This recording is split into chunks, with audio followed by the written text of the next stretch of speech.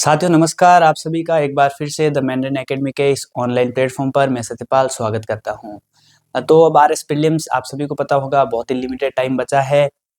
हम जो हैं अब चर्चा करने वाले हैं, आपने फर्स्ट क्लास हमारी देह की ली होगी, जिसके अंदर हमने फर्स्ट चैप्टर को कवर किया है आर्थिक समीक्षा के, और अब आज हम कवर करने वाले हैं सेकंड चैप्टर कृषि एवं संबंधित क्षेत्र। इसके अंदर हम क्या कर रहे हैं कि हम क्वेश्चन आंसर फॉर्मेट के अंदर इस पूरे चैप्टर को कवर करने वाले हैं, जिस आपके 40-50 क्वेश्चन जो सेकंड चैप्टर से पॉसिबली बन रहे थे वो हमने बनाए हैं, और साथ में जो भी शॉर्ट नोट्स और शॉर्ट ट्रिक्स हैं वो भी हमने इसके अंदर यूज की है।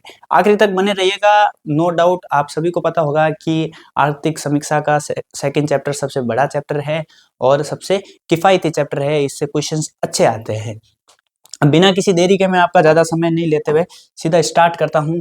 हम जो क्वेश्चन डिस्कस करेंगे उसमें आपको क्या करना है कि आपको पहले इसका आंसर देना है, उसके बाद हम करेंगे ताकि आपका साथ साथ प्रैक्टिस भी होता रहे।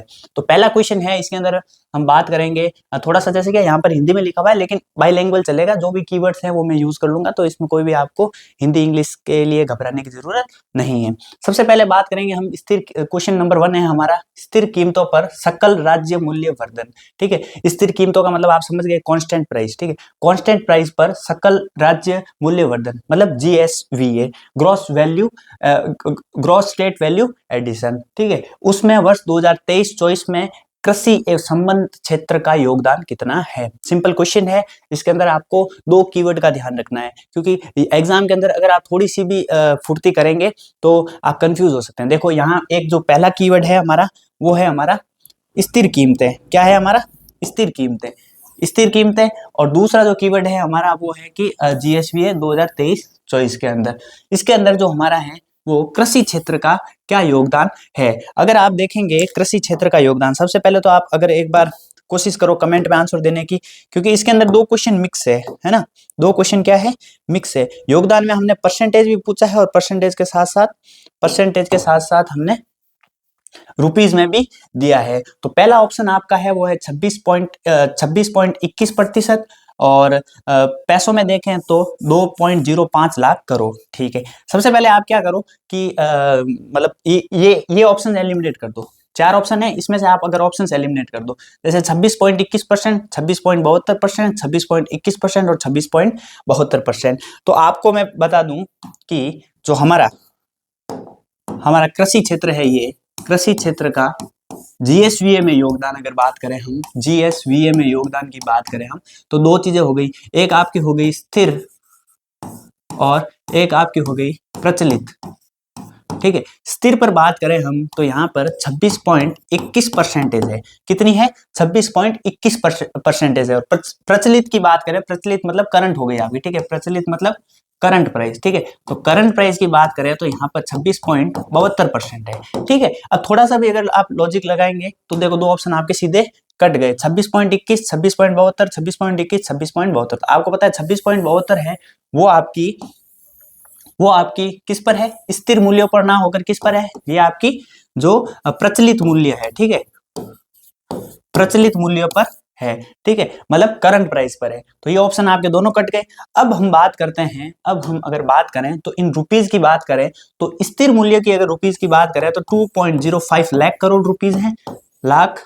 ठीक है, करोड़ रुपीज है। और यहां पर हम बात करें तो 3.91, ठीक है, 3.82 लाख करोड़ है। ठीक है, तो आपका ऑप्शन क्या हो जाएगा? 26.21% और 2.05 लाख करोड़। ऑप्शन ए आपका आंसर हो जाएगा। मोटा मोटी एक बार आप अगर वापस देखें तो आपको कुछ नहीं, आपको एक डेटा याद रखना है, ये कृषि क्षेत्र है, ये आपका क्या है? कृषि क्षेत्र है।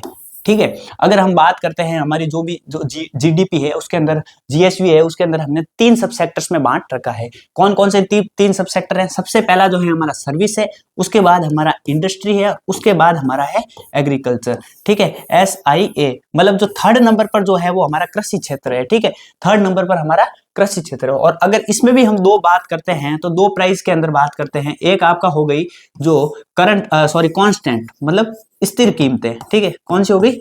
स्थिर। हिंदी इंग्लिश साथ में चल रहे हैं। ठीक है, उसके बाद हम बात करते हैं प्रचलित, और साथ ही साथ यहाँ है कांस्टेंट, करंट। प्रचलित मतलब करंट। ठीक है, कंफ्यूज नहीं होना है। ठीक है, ये हो गई।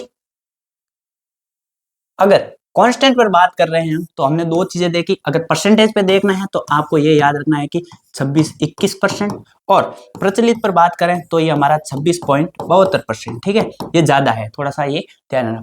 पैसों के मामले में बात करें तो हमारा 2.05 लाख करोड़, और यहाँ बात करें हम 3.81 लाख करोड़। ये हमने 4 फैक्ट्स पढ़े हैं और इन 4 फैक्ट्स पर ये आपका क्वेश्चन था। ठीक है, आई होप आपको ये बहुत ही अच्छे से समझ में आया होगा। इसका ऑप्शन ए हो जाएगा। अब अगर हम नेक्स्ट बात करते हैं नेक्स्ट क्वेश्चन की, ये हमने एक्सप्लेनेशन दे रखा है, वैसे इसकी पीपीटी है वो हम आपको जो हमारा टेलीग्राम चैनल है डिस्क्रिप्शन में लिंक है, वहां से आप ये पीपीटी भी डाउनलोड कर सकते हैं।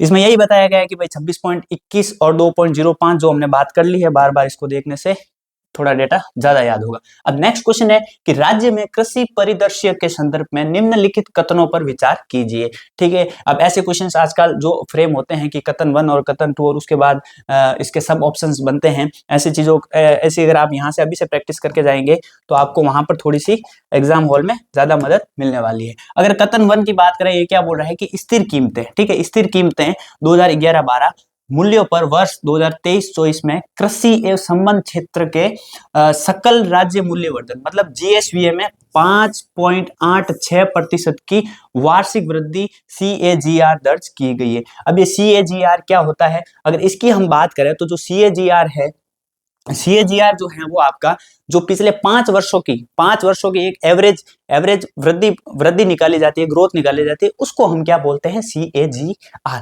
तो इसमें यह पूछा गया है कि जो स्थिर कीमतें हैं, ठीक है, स्थिर मतलब कांस्टेंट प्राइस है, कांस्टेंट प्राइस पर आपकी CAGR कितना प्रतिशत रही है। इन्होंने बोला है कि 5.86% रही। क्या ये स्टेटमेंट सही है? आप लोग फटाफट कमेंट करें। ठीक है, दूसरा अगर कथन देखें तो दूसरे में बोला गया है कि प्रचलित कीमतों पर बाकी सब चीजें सेम है। जीएसवीए के अंदर जो आपकी जो ग्रोथ रेट है वो 9.99% रही है CAGR। मतलब दो फैक्ट हैं, अगर आपको ये पता है तो ये क्वेश्चन आप इजीली बना सकते हैं। आप कमेंट में जरूर बताएं। देखो फिर ऑप्शन क्या है कि कथन 1 सही है, कथन 2 सही है, दोनों कथन सही है, दोनों कथन गलत है। फटाफट आप कमेंट कर सकते हैं कि इसमें से कौन सा स्टेटमेंट सही है। अगर आपको याद हो या अगर आपने वापस अगर रिकॉल कर पा रहे हैं तो जो स्थिर कीमतें हैं वहां पर 5.86% नहीं होकर कितनी है यहाँ पर, ये थोड़ा सा हमने यहाँ पर ट्रिक डाली, ट्रिक क्या थोड़ा सा लूप डाला, 3.86% की वृद्धि है। ठीक है, 5 की जगह 3.86, और ये स्टेटमेंट आपका सही है। इसका मतलब ये है कि कथन 1 आपका गलत हो गया। ठीक है, कथन 1 अगर गलत है तो ये ऑप्शन भी कट गया आपका, और कथन 2 सही है, इसको बचाओ अभी। ठीक है, दोनों कथन सही है और दोनों कथन गलत है, तो दोनों कथन तो गलत नहीं है क्योंकि कथन 2 सही है, तो इसका जो आंसर हो जाएगा आपका बी हो जाएगा। ये आप एक्सप्लेनेशन देख सकते हैं। जो हमारा जो CAGR है उसके अंदर अगर स्थिर कीमतों पर बात करें तो 3.86% और वर्तमान कीमतों पर बात करें तो 9.99%। ठीक है, हाँ, अब ये एक टेबल है, इस टेबल में से हमने जो अभी हमारे 2 क्वेश्चन किए हैं और इसमें से आप अगर बनाना चाहें तो 5 से 6 क्वेश्चन बन सकते हैं। कौन कौन से पॉइंट्स हैं आपको बस इतना सा याद रखना है कि ये जो भी हमारा एग्रीकल्चर सेक्टर है, एग्रीकल्चर सेक्टर का जो अगर GSVA के अंदर कंट्रीब्यूशन देखें कांस्टेंट पर, ठीक है, कांस्टेंट मतलब आपको पता होगा स्थिर, कांस्टेंट मतलब स्थिर, और करंट मतलब प्रचलित। ये हिंदी इंग्लिश का थोड़ा सा जो आप लोग बार बार कमेंट करके बताएंगे तो मैं पहले ही क्लियर कर देता हूं। हाँ, तो 26.21 हमने याद किया और 26.72 हमने याद किया। ठीक है, उसके बाद हमने देखा कि जो 2.5 लाख करोड़ है और यहाँ पर 3.82 लाख करोड़ है। और ग्रोथ की बात करें यहाँ पर तो यहाँ पर मात्र 2% की कांस्टेंट की ग्रोथ थोड़ी सी कम है, क्योंकि 2011-12 की तुलना से देखा जाएगा, और जब कोविड आया था तो एकदम से हमारे एग्रीकल्चर सेक्टर में बूम आया था, उसके बाद से थोड़ी सी स्टेबिलिटी आई है, क्योंकि दूसरे जो दोनों सेक्टर्स थे जो सर्विस और आपका इंडस्ट्रियल सेक्टर है उनके अंदर थोड़ी सी धीमी आई थी, और अब जो है वो दोनों जो काफी गति पकड़ चुके हैं, और जो एग्रीकल्चर सेक्टर है उसके अंदर एक थोड़ा सा हमें धीमी गति दिखाई दी है। लेकिन अगर करंट रेट की बात करें तो करंट रेट पर अच्छी ग्रोथ है, 9% की ग्रोथ है, 9.61%, 9.5 के आप ऐसे रफली याद रख सकते हैं। अगर हम ग्रोथ की बात करते हैं तो कांस्टेंट पर तो है 2% की, और अगर हम यहाँ बात करें तो यहाँ पर है 9.5% की। रफली याद रखेंगे तो आपका क्वेश्चन बन जाएगा। फिर हमने बात की CAGR का मतलब मैंने आपको बताया कि जो पिछले 5 साल होता है उन 5 सालों के ट्रेंड को पकड़कर ये चीज बताई जाती है। तो इसकी अगर हम ग्रोथ देखें तो यहाँ हो गई, देखो यहाँ से एक बढ़ गई है, ठीक है, और यहाँ लगभग 9 ही है, या आप 10 मान सकते हैं, एक यहाँ पर भी बढ़ गई है। ऐसे थोड़े बहुत छोटे छोटे निमोनिक सेट कर सकते हैं। ट्रिक्स बहुत अच्छी अच्छी आगे आने वाली हैं, आप लास्ट तक एक बार इसमें बने रहिएगा, आपको ये चैप्टर बहुत ही अच्छे से याद करवा देंगे। ठीक है, नेक्स्ट क्वेश्चन है आपका कि राज्य में कृषि संबंधित क्षेत्र में क्षेत्रवार योगदान प्रचलित मूल्य। देखो ये छोटे छोटे जो कीवर्ड्स है ना, उनको आपको ध्यान रखना है। ठीक है, आप करंट और कांस्टेंट में कंफ्यूज ना हो, प्रचलित और स्थिर में कंफ्यूज ना हो। हर बार क्वेश्चन के अंदर अगर आप पेपर लेकर बैठे हैं तो बहुत सी छोटी छोटी गलतियां होती है, हमसे भी होती है, और आप लोग भी जब पेपर के अंदर होते हैं तो थोड़ा सा अलग प्रेशर होता है, तो इसलिए आप उसमें जो भी पेन यूज कर रहे हैं उससे एकदम गोला मार लीजिए, ताकि आपका जो माइंड है वो थोड़ा सा वहां पर एक्टिव रह पाए। तो प्रचलित मूल्यों पर 2023-24 के संदर्भ में निम्नलिखित कथनों पर विचार कीजिए। ठीक है, कथन क्या है? पशुधन जो है उसका सर्वाधिक योगदान है, वह न्यूनतम वृद्धि है। अब एक स्टेटमेंट में दो स्टेटमेंट डाले हुए हैं। पहला स्टेटमेंट क्या बोल रहा है कि जो आपका कृषि क्षेत्र है उसके अंदर जो पशुधन है उसका क्या है? सर्वाधिक योगदान है। चलो इसको बाद में देखेंगे। ठीक है, फिर दूसरा क्या बोल रहा है कि अब जो पशु क्षेत्र ज्यादा है लेकिन न्यूनतम वृद्धि है, वृद्धि वाला क्षेत्र भी वही है। ठीक है, बाद में देखते हैं एक बार। जो मत्स्यन है वो न्यूनतम योगदान रखता है, वह सर्वाधिक वृद्धि रखता है।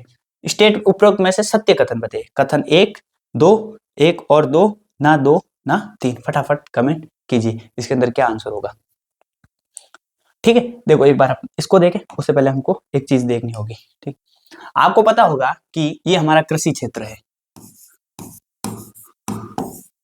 ठीक है, अब जो ये कृषि क्षेत्र है, कृषि क्षेत्र के अंदर अगर आप बात करें तो इसकी जो रैंक है वो हमारी थर्ड रैंक होगी। थर्ड रैंक मतलब कंट्रीब्यूशन के अंदर तीसरा स्थान है। अब इसके भी कुछ सब सेक्टर हैं। कृषि का मतलब खाली कृषि तो हुई नहीं। ठीक है, इसके लिए आपको बार बार हमने एक ट्रिक बताई है, फिर मैं वापस ट्रिक बता रहा हूं। एक ट्रिक याद रखनी है आपको, LIC फॉर फिश। ठीक है, हम लोग बीमा करवा रहे हैं, किसका? फिश का बीमा करवा रहे हैं। ठीक है, इससे क्या होगा? देखो LI का मतलब आपका हो गया लाइव स्टॉक।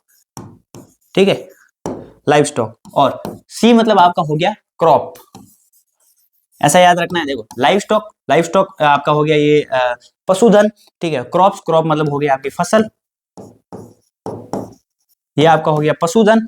उसके बाद फॉर से हो गया आपका फॉरेस्ट्री,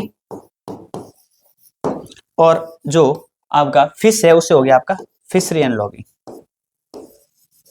ठीक है, ये इसका सीक्वेंस है। मतलब सबसे ज्यादा योगदान किसका हुआ? आपका लाइव स्टॉक का योगदान हुआ। कितना योगदान है? लगभग आपका 48% से भी ऊपर है। ठीक है, मतलब अगर हमारा जो कृषि से जितना भी योगदान आता है, 100 रुपए आ रहे हैं, तो उन 100 रुपए में से जो राजस्थान के अंदर जो कृषि क्षेत्र है उसमें हम 48 रुपए कहां से प्राप्त कर रहे हैं? हम लाइव स्टॉक से प्राप्त कर रहे हैं। ठीक है, और अगर हम बात करते हैं क्रॉप्स, ठीक है, फसलें, तो फसलों में से जो हम प्राप्त कर रहे हैं वो हम कितना प्राप्त कर रहे हैं? 44%। जनरली जो ये फिगर्स है ये उल्टा फिगर्स देखने को मिलता है, लेकिन आपको पता होगा राजस्थान के अंदर बहुत सा ऐसा एरिया है जहां पर हम खेती जो है वो खाली बरसाती खेती होती है, या बंजर भूमि भी अच्छी खासी हमारे पास है। इसीलिए जो है वो हमारा जो डेली यूजेस पर जो हम यूज करते हैं, कि आपको पता होगा कि राजस्थान की कृषि बहुत ही ज्यादा बिखराव के साथ रहती है। कभी बहुत अच्छा उत्पादन हो जाता है, कभी कम हो जाता है, और बहुत ऐसे एरियाज हैं, जैसे अगर वेस्टर्न राजस्थान के अंदर आप आएंगे तो वेस्टर्न राजस्थान के अंदर भी बहुत जो सिंचाई की जो फैसिलिटीज हैं वो बहुत ही कम है। इसीलिए जो हमारा जो गांव के लोग हैं, या जो भी किसान लोग हैं, वो क्या करते हैं कि बेसिकली क्या करते हैं कि कृषि के साथ साथ अपने जो पशुधन पर भी फोकस रखते हैं।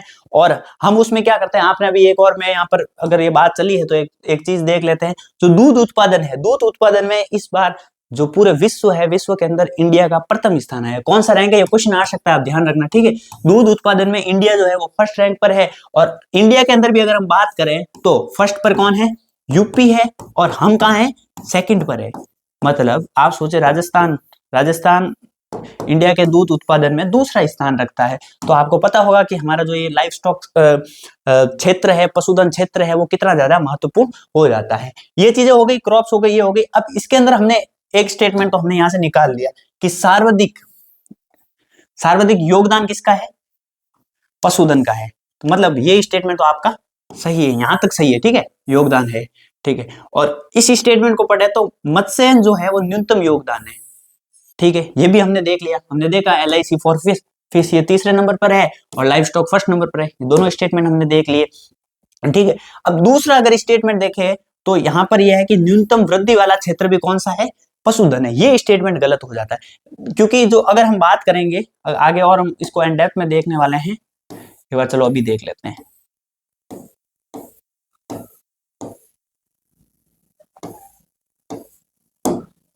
ये चीज है, देखो LIC for fish, life stock, crop, forestry and logging and fishing. ठीक है, बात करें 48.5% के आसपास कौन है, लाइफ स्टॉक है, और 6% की मान के चलो, 6% की वृद्धि है। उसके बाद हम क्रॉप्स की बात करें तो 44.5% है, और इसके अंदर आपको 1-1.61%, मतलब इकलौता ऐसा सेक्टर है जिसके अंदर इस बार डिक्रीज देखने को मिला है। ठीक है, इस बार हमारी जो राजस्थान की जो एग्रीकल्चर है उसमें हमने क्या देखा है, डिक्रीजमेंट देखा है। ठीक है, उसके बाद हम बात करें फॉरेस्ट्री एंड लॉगिंग, तो इसके अंदर 2-1% की वृद्धि है, और फिशिंग की बात करें तो हाईएस्ट, ठीक है, 15.21% हाईएस्ट वृद्धि देखने को मिली है। अब वापस अगर हम उस स्टेटमेंट पर आए या उस क्वेश्चन पर आए तो अब मेरे हिसाब से आप लोग कैपेबल होंगे इसका आंसर देने के लिए।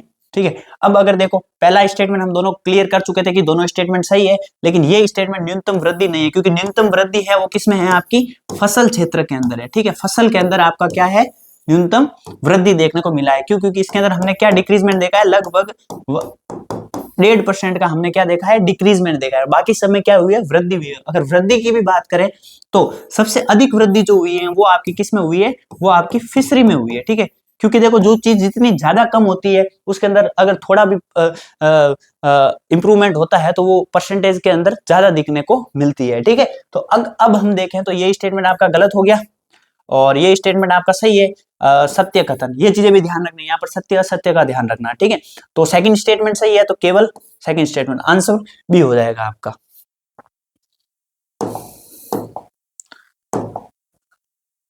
ये सब एक्सप्लेनेशन दे रखा है, आप लोग और अच्छे से देख लेना इसको, जब हम पीपीटी आपके साथ शेयर करेंगे क्वेश्चंस का लेवल धीरे धीरे बढ़ता जाएगा। आप लोग साथ में जुड़े रहिए, और थोड़ा बहुत यहाँ अपने जो भी साथीगण हैं उनके साथ शेयर भी कर लीजिए। और मैं आपको एक और चीज बता देता हूँ कि हमारी जो बुक है इकोनॉमिक सर्वे की, वो ऑलरेडी मार्केट के अंदर अवेलेबल है, आप लोग ले सकते हैं। उसके अंदर इसी प्रकार से शॉर्ट नोट्स, ट्रिक्स, क्वेश्चंस सब अवेलेबल है। ठीक है, आप लोग उसको अवश्य लेना, डिस्क्रिप्शन में लिंक दे देंगे। ठीक है, हाँ चलो ये नेक्स्ट क्वेश्चन, निम्नलिखित कथनों पर विचार करें एवं सत्य कथन। देखो इन चीजों पर ध्यान रखना है ना, अपने सत्य असत्य छोटी छोटी चीजों में क्या होता है कि एक एक दो क्वेश्चन का जब आप लास्ट में जाएंगे तो आपको बहुत ज्यादा ये इफेक्ट करता है। कोई इस बार पॉइंटों से रहा था, उसके लिए ये 6-7 महीने निकालने बहुत ही भारी थे। आई होप अगर कोई सुन पा रहा होगा तो वो समझ पा रहा होगा इस चीज को कि कितना भारी पड़ता है। ठीक है, हाँ अब बात करते हैं इसका फर्स्ट स्टेटमेंट। इसमें बोला सत्य कथन है, हमने 4 स्टेटमेंट दे रखे हैं और सत्य कथन है। क्वेश्चन क्या है कि सारे फॉर्मेट के बना दिए हमने, कथन के बारे में बना दिया, अभी आगे मिलान वाले भी आएंगे, तो आपकी यहाँ पर बहुत अच्छी प्रैक्टिस होने वाली है। बात करते हैं आर्थिक समीक्षा 2023-24 के अनुसार कृषि उपक्षेत्र।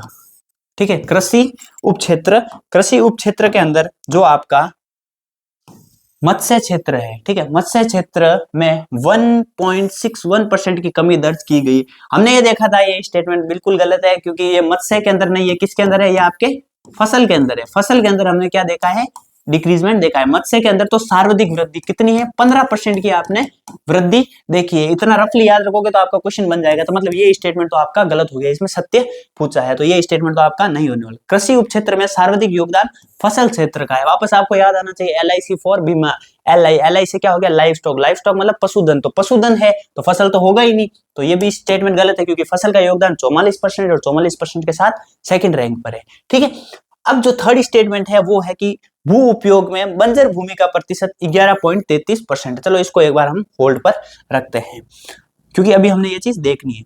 फोर्थ स्टेटमेंट है राज्य की GSDP में कृषि क्षेत्र की प्रचलित मूल्यों पर, किस पर, प्रचलित मूल्यों में जो वृद्धि है वो 5.64% दर्ज की गई है। तो कमेंट करो फटाफट कौन सा स्टेटमेंट सही है, या आपका इसका आंसर क्या होगा। देखो 2 स्टेटमेंट हम काट चुके हैं, पहला नहीं है दूसरा नहीं है, तब के आपके पास 2 बचते हैं। आपने अगर अभी पीछे वापस पढ़ा था GSDP है, प्रचलित कीमतों पर बिल्कुल 9.64 की वृद्धि है, तो ये स्टेटमेंट सही हो जाएगा। और जो भू उपयोगी बंजर भूमि है वो आपकी 10.39 है, ना कि 11.33। अभी हम इसको बहुत अच्छे से देख लेंगे, तो इसका जो आंसर है वो आपका हो जाएगा 4। अब इसका एक्सप्लेनेशन भी अच्छे से देख लेते हैं। देखो हाँ, कथन 4 सही है। राज्य की जीएसडीपी में कृषि क्षेत्र की प्रचलित मूल्यों पर वृद्धि जो है वो 9.64% की दर्ज की गई है। कृषि उपक्षेत्र में सर्वाधिक योगदान फसल क्षेत्र का नहीं बल्कि पशुधन का है। ये वैसे लैंग्वेज में लिख रहा है, ये आपको थोड़ा सा देखना है कि भू उपयोग में बंजर भूमि जो है वो हमारी कितनी है, 10.39% है। ये क्वेश्चन पूछने डायरेक्ट क्वेश्चन भी पूछा गया। देखो हमने क्या किया है कि इनमें स्टेटमेंट्स में क्वेश्चन बनाए हैं। नो डाउट आप अगर एग्जाम में देखेंगे, अगर कोई इजी क्वेश्चन बनेगा तो खाली इतना ही पूछ लेंगे कि भू उपयोग क्षेत्र में, राजस्थान के अंदर भू उपयोग में बंजर भूमि का कितना प्रतिशत है। ऑप्शन मिल जाएंगे आपको 10, 11, 12, 13 जो भी वो बनाए, ठीक है। तो ऐसे इसमें से सब क्वेश्चंस भी आ सकते हैं, इसीलिए आप इन क्वेश्चंस को हर ऑप्शन को अच्छे से देखना है, गलत ऑप्शन क्यों है वो भी आपको देखना है, ताकि आपका कोई भी चीज छूटे नहीं। ये एक तरह से आपको प्रैक्टिस, और ऐसे क्वेश्चन जो है वो हमारे बुक के अंदर हैं, और ये हम बुक के ही कुछ क्वेश्चंस हैं वो यहाँ पर आपको प्रैक्टिस करवा रहे हैं, ताकि आप लोगों के जो आने वाला आरएस है उसके अंदर आपको पता होगा कि बहुत ही ज्यादा इकोनॉमिक सर्वे महत्वपूर्ण है। चलो नेक्स्ट क्वेश्चन पर बढ़ते हैं।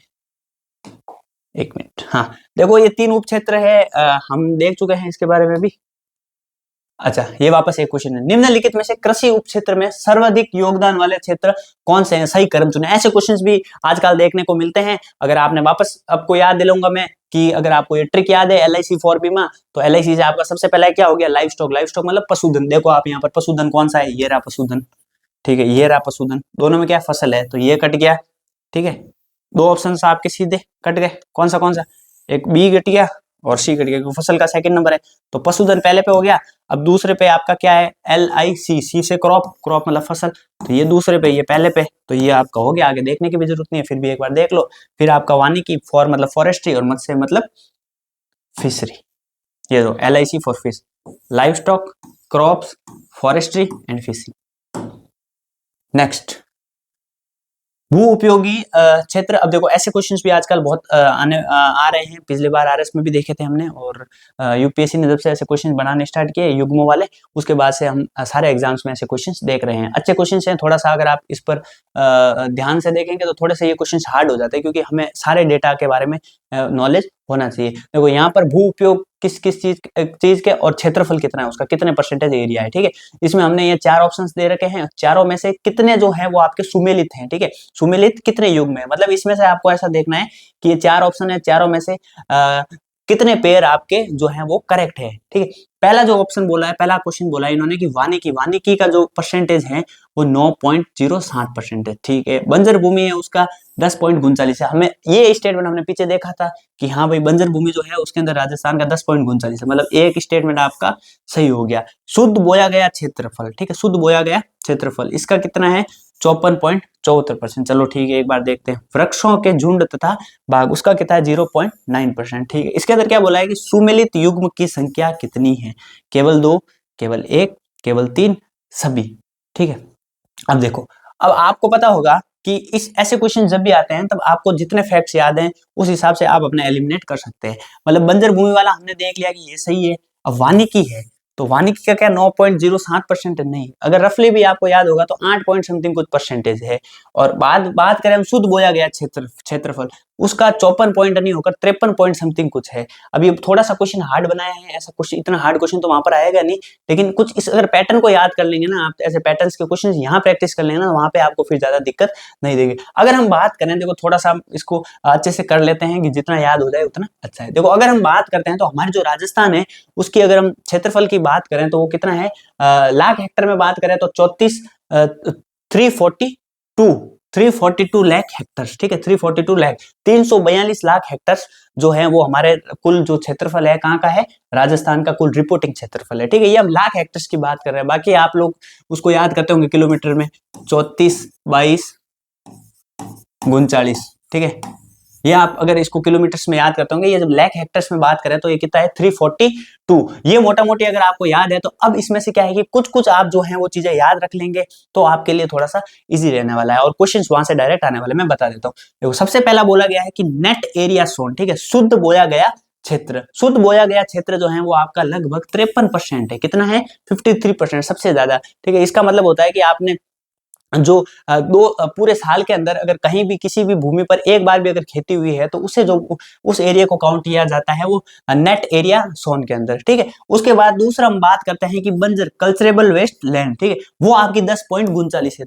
ये दोनों डेटा तो आपको एकदम बखूबी रटने हैं, क्योंकि यहाँ से क्वेश्चंस मैंने एक दो वीडियो या पटवारी में कहीं तो यहाँ से क्वेश्चन देखा था, आरएसएस ने बनाए थे, आरपीएससी भी इसका क्वेश्चन बना सकती है, ठीक है। उसके बाद हम बात करते हैं वानिकी, तो फॉरेस्ट्री का भी आपको पता होना चाहिए। फॉरेस्ट्री की बात करता हूँ वो कितना है 8.09%, ठीक है। आप रफली याद करना, आपको देखो रफली अगर याद करना है आपको यही याद कर लेते हैं ताकि आप बार बार भूले नहीं। ये आपका जो टोटल एरिया है 342, ठीक है, 2 3 4 ऐसे भी याद रख सकते हैं, 2 3 4, ठीक है, ये आपका है टोटल एरिया। अब इस टोटल एरिया के अंदर अगर हम बात करें, टोटल एरिया के अंदर अगर हम बात करें तो सबसे ज्यादा जो है वो आपका 53.5% या 53% आप याद रखें, 53% जो एरिया है वो आपका क्या है, 53% जो एरिया है वो आपका एनएस है, नेट सोन एरिया, शुद्ध बोया गया क्षेत्र, ठीक है, शुद्ध बोया गया क्षेत्र। वापस मेरे साथ साथ एक दो बार इसको पेन से नीचे लिख दीजिए, ठीक है, तो आपको बहुत अच्छे से याद हो जाएगा। नेट सोन एरिया हो गया। अब 53% के बाद हमने देखा, 53% के बाद हमने देखा एक जो डेटा हमने याद किया वो हमने किया कि बंजर भूमि या कल्चरेबल वेस्ट लैंड इंग्लिश में बोले तो, ठीक है, बंजर भूमि, ठीक है, बंजर भूमि की अगर बात करें तो 10 × 40, ठीक है। ये आप याद रखना कि हमारा जो राजस्थान का एरिया जो है वो भी लगभग भारत के अंदर 10% के आसपास ही है, तो ऐसे रफली याद रखना। तो उतनी हमारे पास क्या है, बंजर भूमि है।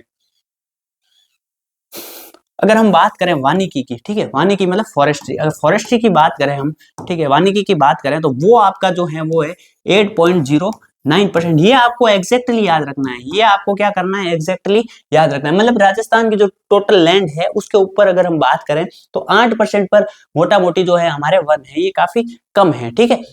हमने 3 फैक्ट याद किए हैं, अगर ये 3 फैक्ट आपको अच्छे से याद हो गए तो आप बहुत अच्छे अच्छे क्वेश्चंस बना पाएंगे। और यहाँ पर तो क्या है कि हम थोड़ा सा जानबूझकर हार्ड बनाते हैं, डेटा के साथ खेलते हैं, लेकिन आरपीएससी के अंदर या कोई भी जब ऑफिशियल पेपर होता है वहां पर इतना हार्ड क्वेश्चन आएगा नहीं कि आपको पॉइंटों के साथ खेले और थोड़ा बहुत आपकी भावनाओं के साथ खेले, ठीक है। तो ये 3 फैक्ट है वो आप याद रख सकते हैं। उसके बाद अगर हम बात करें तो एक आपको और ये याद रख लेना, वृक्षों तथा झुंड व बाग, ठीक है, इसका बहुत कम एरिया। इसका मतलब क्या होता है, मैं थोड़ा सा आपको ये बता देता हूँ कि कहीं पर भी जो एक मतलब झाड़ियां वगैरह एक तरह से गार्डन्स वगैरह होते हैं, ठीक है, आधा आधा 1 किलोमीटर के अंदर अंदर, तो उनके जो ग्रुप्स होते हैं उनका उनका जो एरिया है वो कितना 0.09% है। तो हमारा टोटल राजस्थान है, राजस्थान के अंदर आपको पता होगा वैसे ही बाग बगीचे बहुत कम है, ठीक है, बाग बगीचे बहुत कम है, क्योंकि यहाँ पर पूरा वेस्टर्न राजस्थान है, यहाँ पर धोरे धरिया नहीं मिलेंगे आपको। और अगर वहां जाएंगे आप ईस्टर्न राजस्थान में तो वहां पे आपको फैक्ट्री मिलेगी, और थोड़ा बहुत अगर आप ऊपर साइड जाएंगे तो वहां नहरें हैं वगैरह हैं, तो वहां पर थोड़ा बहुत चीजें वो मिल जाती है, झुंड।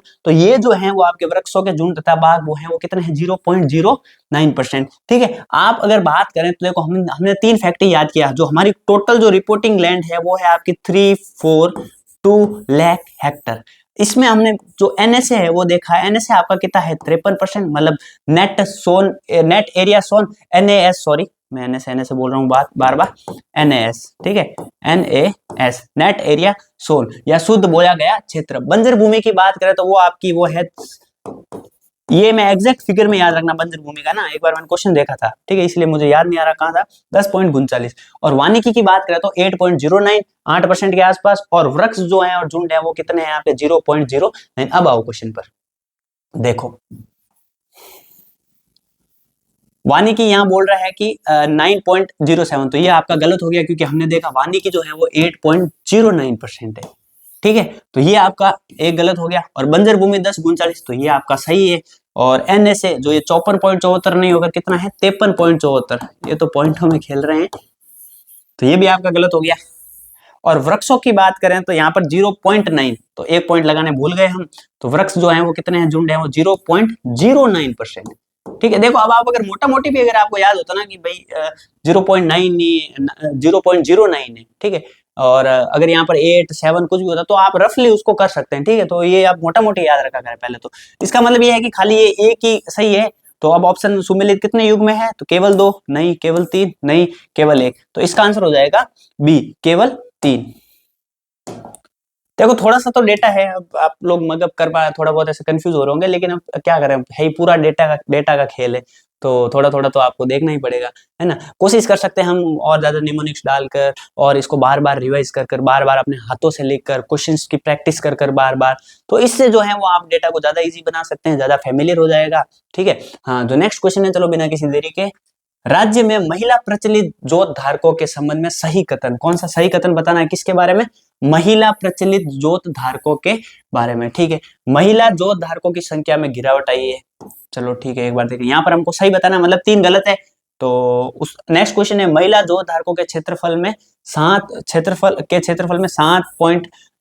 लाख हेक्टेयर है, मतलब ये बोल रहा है कि महिला जो जोत धारक है उनका जो क्षेत्रफल है वो 7.75 लाख हेक्टेयर है। चलो नेक्स्ट, महिला जोत धारकों की संख्या 16.55 लाख है, और महिला जोत धारकों की संख्या में 42% की वृद्धि दर्ज की गई। अब देखो ये क्वेश्चन मैंने जानबूझ के दिया था, मैं आपको एक बहुत अच्छी ट्रिक बताता हूँ जो यूपीएससी में ज्यादा चलती है और आरपीएससी में भी इन दिनों चलने लगी है। 2 स्टेटमेंट अगर आप कॉन्ट्राडिक्टरी लग रहे हैं तो इसका मतलब वहीं से आंसर होगा, ठीक है। जैसा आपको पता, मेरे को कुछ नहीं पता, मैं एकदम ब्लैंक हूं यहाँ पर, मान लो मुझे एक भी स्टेटमेंट नहीं पता, लेकिन आपने ये स्टेटमेंट, महिला जोत धारकों की संख्या में क्या ये गिरावट आई है, और ये स्टेटमेंट क्या बोल रहा है, जोत धारकों की संख्या में 42% की वृद्धि हुई है, मतलब ये दोनों स्टेटमेंट कॉन्ट्राडिक्टरी है, तो आप इनको भूल जाओ कि ये इसके आंसर हो सकता है। मैक्सिमम परसेंटेज भी होगा, अब इक्का दुक्का एक्सेप्शंस निकल जाए, बट जनरली ये होगा, क्योंकि अगर ये दोनों अगर स्टेटमेंट कॉन्ट्राडिक्टरी हैं, इसका मतलब यहीं से आपका आंसर होने वाला है।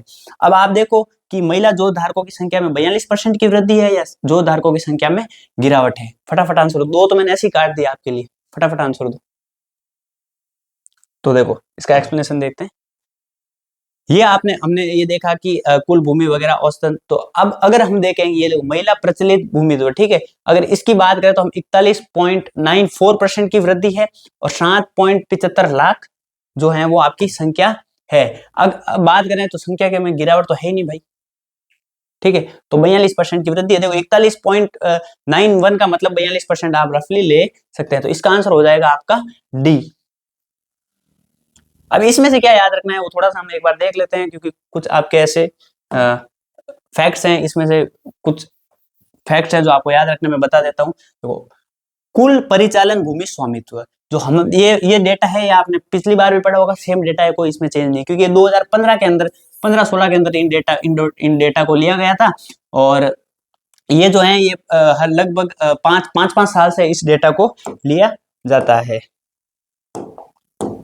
देखो जो हमारे भूमि है उसके जो स्वामित्व के लोग हैं वो कितने, 76 लाख लोग हैं, वो हमारी जो हमने भूमि देखी 342 है, अब इसमें से सरकारी वरकारी निकाल लो जो भी है, उसके अंदर जो है वो हमारे 76.55 लाख लोग हैं, वो इसका स्वामित्व रखते हैं, ठीक है। अब इसके अंदर एक चीज चलती है, देखो अब जैसे कि आप देखेंगे कि ज्यादा कैसे बढ़ रही है, महिलाओं में बढ़ोतरी इसलिए हो रही है, गवर्नमेंट की बहुत सी ऐसी स्कीम्स है जिसके अंदर अगर महिला जो है, महिला के नाम पर भूमि वगैरह है, तो उसके पट्टे में या उसका जो भी रजिस्ट्रेशन वगैरह होता है उसमें भी पैसे मिलते हैं, लोन वगैरह में भी थोड़ा सा इजी रहता है, ठीक है। तो इससे आपको ये पता होगा कि घट तो रहा नहीं है, दिन ब दिन बढ़ ही रहा है महिलाओं का डिमांड। और उसके बाद से जैसे ही आप देखेंगे कि जॉइंट फैमिलीज से जो न्यूक्लियर फैमिलीज की तरफ जो शिफ्टमेंट हो रहा है, उस शिफ्टमेंट के तहत क्या हो रहा है कि जो भूमि है, भूमियों का और ज्यादा बंटवारा हो रहा था। पहले ऐसा था कि पूरी भूमि जो है वो आपके दादाजी के नाम थी, लेकिन अब क्या हुआ कि जो सिंगल फैमिलीज बन रही है, न्यूक्लियर फैमिलीज बन रही है, तो सबने अपने अपने हिस्से ले लिए, जैसे जैसे हिस्से हो रहे हैं रजिस्ट्रेशन बढ़ रहा है, ठीक है। तो ये जो है आपका देखो 2.08 लाख हेक्टर है, इस 2.08 लाख के जो स्वामित्व हैं वो कितने हैं, लगभग 76 लाख लोग हैं वो इसका स्वामित्व रखते हैं।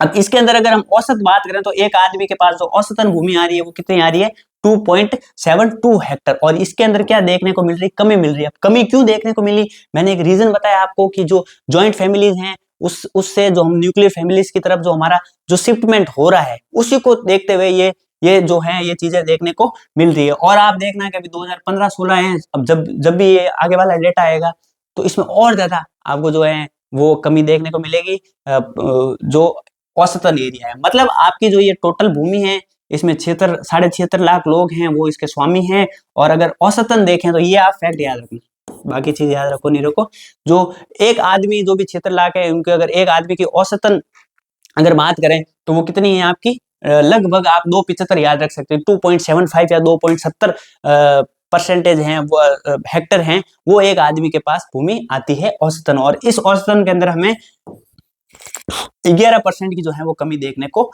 मिली है। अब इन 11 जो ये टोटल भूमि है, इसके अंदर अगर हम महिलाओं की बात करें तो 7.75 लाख महिलाएं हैं, 7.75 लाख महिलाएं हैं जो इसका स्वामित्व रखती है। और इनके अंदर हमने कितनी देखी है, 42% की वृद्धि देखी है।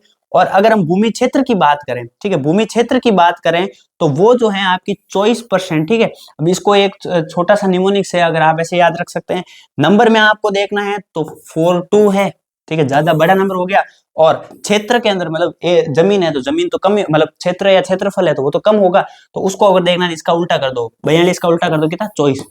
तो 24% की वृद्धि तो हमने देखी क्षेत्र के अंदर, और 42% की वृद्धि हमने देखी कहां पर, जो नंबर्स के अंदर, मतलब स्वामित्व के अंदर, ठीक है। कंफ्यूज नहीं होना, देखो 4 फैक्ट हमने याद किए, वापस एक बार देख लो, आप लोग थोड़ा कंफ्यूज ना हो, उतना ज्यादा बेहतर है।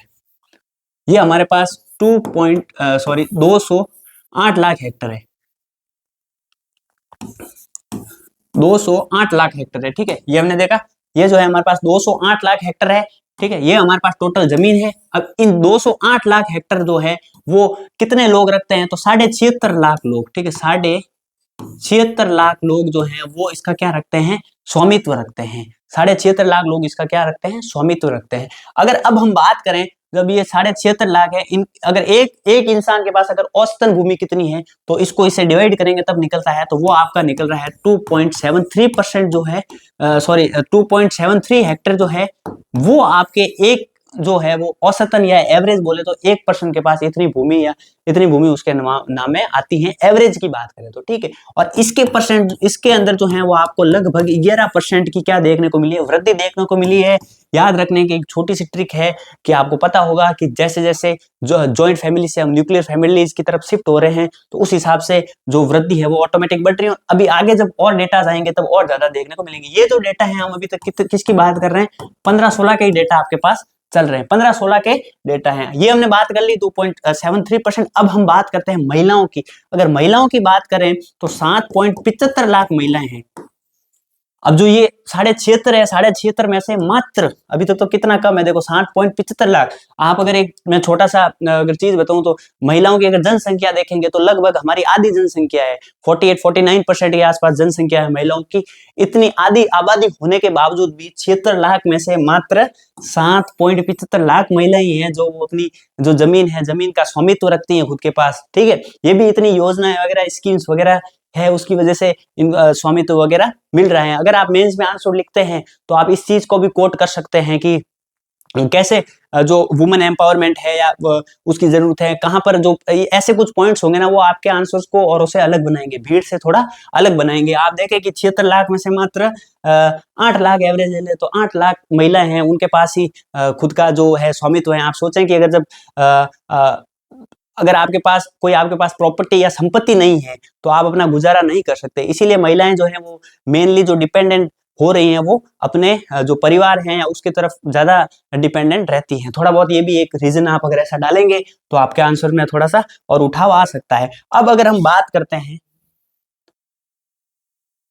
दो फैक्ट और आज के, ये 7.75 है। पिछले जो 2011 11-10-11 के जो डेटा है उसके अंदर अगर देखें तो इसके अंदर 42% की तो हमने कहां देखी वृद्धि, नंबर में। और इसका उल्टा कर दो 42 का, 24% की वृद्धि जो है वो आपकी कहां पर है, 24% की वृद्धि है वो क्षेत्रफल में। क्षेत्रफल की 24 हो गई और इसकी 42 हो गई, ठीक है। ये था हमारा मोटा मोटी, एक सेकेंड, ठीक है। आई होप आपको ये चीजें समझ आ गई होगी। बाकी ये पूरी सारणी याद करने की आपको जरूरत नहीं है, कुछ कुछ चीजें हैं लिंक करके जब भी याद करोगे ना आपको बहुत अच्छे से याद होगी। अब हम बात कर लेते हैं कुछ जोत धारकों की, ठीक है। ये तो हमने बात कर दी कि जो हमारी पूरी भूमि है वो किस प्रकार से बटी हुई है। अब वो भूमि बटी हुई है, उसके बाद हम यहाँ पर ये देख रहे हैं कि जो टोटल भूमि है उसके अंदर ऐसे कितने लोग हैं जिनके पास 10 हेक्टर से ज्यादा है। कुछ बड़े किसान हैं, कुछ छोटे किसान हैं, कुछ लघु किसान हैं, ठीक है। तो वो हमने कैसे बांट रखा है, देखो एक किसान जो है वो हमने सबसे पहले हमें एक एवरेज याद रखना है। जो एवरेज है वो हमारा 2.72%। एवरेज क्यों याद रखना है, वो यहाँ पर काम नहीं आएगा आपका वैसे तो एग्जैक्टली, बट याद इसलिए रखना है कि थोड़ा आप अगर इसको बेस बना के चलेंगे ना तो डेटा जल्दी याद होगा, है ना। 7.73 हेक्टर जो है वो 7.70 या 75 याद रखो, एक बड़ा फिगर याद रखो, ठीक है। 2.5%, ठीक है, वो आपका जो है वो क्या है, एवरेज है। अब हम बात करते हैं कि सीमांत किसान होते हैं। सीमांत किसे बोलते हैं, जिसके पास 1 हेक्टर से कम जमीन है, ठीक है, जिसके पास क्या है, सीमांत किसान किसे बोलते हैं, 1 हेक्टर से जिसके पास कम जमीन है। वो कितने लोग हैं, तो वो जो हमारे हैं वो 40% लोग हैं, ठीक है। कितने हैं, 40% लोग हैं, मतलब हमारे 40% इतने लोग हैं जिनके पास क्या है, जिनके पास क्या है, 1 हेक्टर से भी कम जमीन है, ठीक है। अब इसके पीछे सेम लॉजिक है, आपको इस लॉजिक से याद रखने में बहुत आसानी होगी। जॉइंट फैमिली से न्यूक्लियर फैमिलीज बन रही है। एक पहले दादाजी के पास जमीन थी, तो मान लो 5 बीघा जमीन थी, अब उनके अगर 6 बेटे हैं तो सबने एक बीघा भी पाती नहीं आ रही है। तो अगर आप देखोगे तो वृद्धि हुई है, कितनी वृद्धि हुई है, 19.5% की सीमांत किसानों के अंदर वृद्धि हुई है, क्योंकि जो स्वामित्व है वो बढ़ता जा रहा है। जैसे जैसे स्वामित्व बढ़ रहा है, जैसे जैसे वो जो भूमि है वो छोटे छोटे टुकड़े होते जा रहे हैं, ठीक है। तो 1 हेक्टर से जो हमारी अगर 100% आबादी है, उसमें से 40% आबादी के पास, जो हमने यहाँ पर देखा, ये एरिया देखा ना, 76 लाख लोग हैं, तो 76 लाख लोग में से 40% लोगों के पास 1 हेक्टर से भी कम जमीन है, ठीक है। और इसके अंदर 20% की वृद्धि आप मोटा मोटी मान के चलो, 20% की इसके अंदर क्या है, वृद्धि है। अब ऐसे किसान जिन्हें छोटा किसान बोला जाता है, उनके पास, जिनके पास 1 से 2 हेक्टर की जमीन है, कितनी, 1 से 2 हेक्टर की जमीन है खाली, उन किसानों की अगर हम तुलना देखें तो इसका आधा हो गया, देखो, ठीक है, 40 का आधा कितना हो गया, 20, ऐसा रफली याद करो जब, ठीक है, तो मोटा मोटी याद करो ना। इन डेटा के साथ वो कभी नहीं खेलेगा। ये डेटा आपके जनरली कहाँ काम आते हैं, जैसे मान लो आप मेंस का आंसर लिख रहे हो, आप इंटरव्यू के अंदर बातचीत कर रहे हो, जब आपसे पूछा जाए कि जो किसान है, किसानों की आय को अगर दुगना करना है, या किसानों की जो, क्योंकि इन डेटास के आधार पर ही आपकी क्या स्कीम्स बनती है। अब आप स्कीम्स बना रहे हो 10-10, 20-20 हेक्टर के बारे में, कि भाई 10 हेक्टर से ज्यादा जमीन होगी तो उस पर हम इतना लोन देंगे, ये लोन देंगे, तो वो जनरली क्या होगा कि वो ग्राउंड लेवल पर इफेक्ट नहीं करने वाली, क्योंकि आपको पता है कि जो आपका 40% जो आपकी जनसंख्या है उसके पास तो 1 हेक्टर से कम जमीन है। अब वो 1 हेक्टर पे ऐसी क्या खेती करे जिससे आप अपने जो राज्य का उत्पादन है उसको बढ़ा पाए। इसीलिए आपको क्या करना होता है कि ऐसे अगर कुछ आप फैक्ट्स रखेंगे, ये चीजें क्या है कि हम इसको नेग्लेक्ट कर लेते हैं, प्री के लिए इसको मगअप करते रहते हैं कि प्रीलिम्स में आएगा, प्रीलिम्स में आएगा, नहीं, ये फैक्ट आप जनरली अगर जो भी इंटरव्यू है या मेंस है वहां पर यूज करेंगे, ज्यादा इफेक्टिव तरह से यूज कर सकते हैं। तो आपने देखा होगा कि एक फैक्ट ये देख लिया हमने कि हमारी जितनी भी जो 76 लाख लोग हैं, ठीक है, बार बार मैं इसलिए रिपीट कर रहा हूँ कि ये डेटा है, जितनी बार सुनोगे, जितनी बार आपको आपके आसपास से गुजरेगा, उतना आपको एग्जाम के अंदर कम परेशान करने वाला है, वरना ये बहुत ज्यादा परेशान करने वाली चीजें हैं, ठीक है। आपको मैं थोड़ा सा भी इरिटेटिंग लग रहा हूँ, लेकिन ये चीजें करें क्या, इनको मगअप करने के लिए या तो इसको किसी से लिंक करो, या इसको बार बार बार बार बार बार सुबह शाम इसको जपते रहो। तो सुबह शाम जपना थोड़ा मुश्किल है, क्योंकि पूरा का पूरा इकोनॉमिक सर्वे जो है वो डेटा पर बेस है, ठीक है। देखो वापस देखो, जो सीमांत किसान मतलब क्या हो गया, जिसके पास 1 हेक्टर से कम जमीन है, वो जो है उनके पास कितना है, हमारे 40% जनसंख्या जो हमने ये देखी यहाँ पर, कितने, 76.5 लाख की 40% लोगों के पास तो कितनी है, 1 हेक्टर से कम जमीन है, ठीक है साहब। और इसके अंदर हमने कितनी देखी, 20% की वृद्धि देखी। अब जो छोटे किसान है, जिसके पास 1 से 2 हेक्टर की जमीन है, दोनों में आधा कर दो आप, यहाँ 40 था, 40 का आधा 20 कर दो, वहां 20% की वृद्धि थी, 10% की वृद्धि कर दो। दो फैक्ट याद हो गए आपको, ठीक है। अब तीसरा जो है वो अर्ध मध्यम, जिसके पास या तो 2 हेक्टर, 2 से 4 हेक्टर की जमीन है, ठीक है। देखो यहाँ पर साथ साथ अपन क्या है कि चीजों को ऐसे देखते हुए चलेंगे तो मजा आएगा आपको। ये जो है आपके सीमांत किसान है, ठीक है, सीमांत किसान है। सीमांत किसान जो है वो होते हैं सीमांत किसान जिसके पास 1 हेक्टर से कम जमीन हो, ठीक है, 1 हेक्टर से क्या है, कम जमीन है। वो कितने हैं आपके, 40% जो किसान है वो क्या है, सीमांत किसान है। और इसके अंदर हमने वृद्धि देखी थी, वृद्धि कितनी देखी हमने, वृद्धि देखी हमने 20% की। हम बड़े बड़े फैक्ट याद करेंगे, ठीक है, एकदम एग्जैक्ट डेटा आपको कोई नहीं पूछने वाला। आप वहां पर प्रीलिम्स में ऐसा इतना नहीं खेलेंगे, आप चिंता ही मत करो, और खेलेंगे तो भी आपके ऑप्शन ऐसे नहीं होंगे, चिंता मत, 20% है, ठीक है। सीमांत, सीमांत के बाद आपके हो गए आपके लघु। लघु को बात करें तो वो 1 से कितनी है, 2 हेक्टर के बीच की उसके, उनके पास क्या है, जमीन है। वो इसका वापस आधा कर दो, 40 का आधा हो गया 20%, ठीक है। और यहाँ पर क्या है, 20 है, 20 का आधा हो गया आपका 10%, बस हो गए, ये 3 हो गए। अब हम बात करते हैं अर्ध की। अर्ध वो है जिसके पास 2 से 4 हेक्टर की जमीन है, जिसके पास क्या है, 2 से 4 हेक्टेयर की जमीन है, 2 से 4 हेक्टेयर की जमीन है। ऐसे किसान कितने हैं? 18% किसान ऐसे हैं जिनके पास क्या है, 2 से 4 हेक्टेयर की जमीन है। और इनके अंदर वृद्धि देखो, वृद्धि में यही चल रहा है, देखो 20, 20 का आधा 10, 10 का आधा 5, वृद्धि में यही चल रहा है। ठीक है, थोड़ा सा ये आपके लिए एक अच्छा सीक्वेंस बन गया था कि आप याद रख पाए। 20, 20 के बाद 10, 10 के बाद यहाँ पर 5, एक अच्छा सीक्वेंस बन गया। देखो वापस सबसे पहले हो गए आपके सीमांत हो गए 40%, 40 और वृद्धि 20% की। फिर आ गए लघु, लघु ऐसे हो गए 1 से 2% वाले, सॉरी 1 से 2 हेक्टेयर वाले, वो हो गए 20%, और यहाँ पर वापस आधा कर दो। फिर आ गए आपके अर्ध, अर्ध के अंदर 2 से 4 18%, फिर आपके आधा कर दो। ठीक है, अब थर्ड नंबर पर है मध्यम, मध्यम ऐसे हो गए जो 4 से 10 हेक्टेयर वाले। ठीक है, जो क्या है 4 से 10 हेक्टेयर वाले, 4 से 10 हेक्टेयर वाले। देखो एक और निमोनिक्स बन रहा है, मैंने तो ऐसे ही याद किया हुआ है, आपको अच्छा लगे तो ले लेना, वरना मेरा निमोनिक्स मेरे को वापस दे देना। देखो बहुत फर्जी है, हंसना मत प्लीज। आपने देखा सीमांत मतलब एक से कम 40% हो गया, ये हमने याद रख लिया एक बार पहले। उसके बाद हमने इसका आधा कर दिया 20, यहाँ तो हम आधे आधे आधे तक चल रहे हैं, यहाँ तक आपका ये क्लियर हो गया डेटा। ठीक है, आपको याद हो गया, भूल जाओ इसको, भूलना मत ऐसे। ठीक है, फिर हम बात करते हैं अर्ध मध्यम की। यहाँ से आप देखो, आपको अर्ध, यहाँ 1 से 2 हेक्टेयर है और यहाँ 2 से 4 हेक्टेयर है, मतलब 20 है, 20 में से 2 माइनस कर दिया, 18 आ गया। अब 18 है, 18 में से 4 माइनस कर दो, 14 आ गया। ठीक है, और यहाँ पर जो 14 है, 14 में से 10 माइनस कर दो, क्या आ गया? 4 आ गया। आया समझ में? देखो वापस बताते हैं, 1 हेक्टेयर से कम वाले, उसके बाद आएंगे आपके 1 से 2 वाले, फिर आएंगे आपके 2 से 4 वाले, फिर आपके आगे 2 से 10 वाले, फिर आपके आगे 10 से अधिक वाले। ये जो है ये आपके हो गए, ये जो आपके हो गए 40%, 1 से 2 इसका आधा 20%, फिर 20 में से आप यहाँ से ये जो 2 है ये माइनस कर दो, 18, 18 में से 4 माइनस कर दो, 14, 14 में से आप 10 माइनस कर दो, 4%।